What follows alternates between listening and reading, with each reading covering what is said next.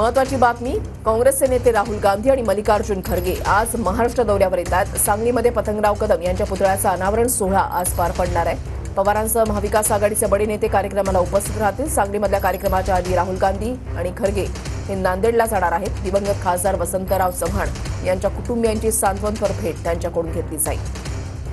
अक्षय मनकडे आमचे प्रतिनिधी आमच्या सोबत आहेत, अधिक माहिती जाणून घेणार आहोत। अक्षय, राहुल गांधी आणि मल्लिकार्जुन खरगे यांचा आजचा महाराष्ट्र दौरा कसा असेल?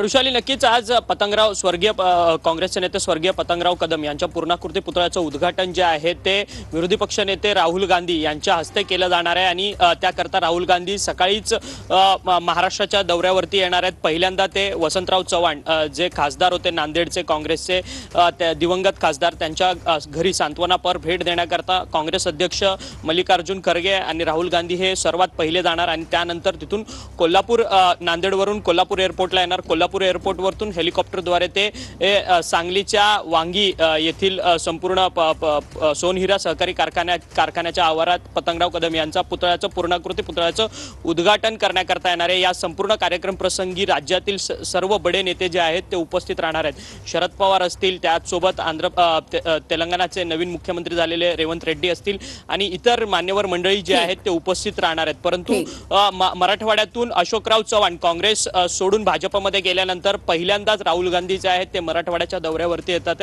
मराठवाडा आणि पश्चिम महाराष्ट्राच्या दौऱ्यावरती येतात। त्यामुळे या संपूर्ण दौऱ्याकडे लक्ष लागून राहिलेलं आहे, कारण की आज राहुल गांधी हे आपल्या भाषणामधून कोणकोणत्या मुद्द्यांना हात घालणार आहे हे देखील पाहणं तितकंच महत्त्वाचं ठरणार आहे। नक्कीच धन्यवाद अक्षय, दिलेल्या सविस्तर माहितीसाठी। अपडेट सातत्याने तुमच्याकडून जाणून घेणार आहोत।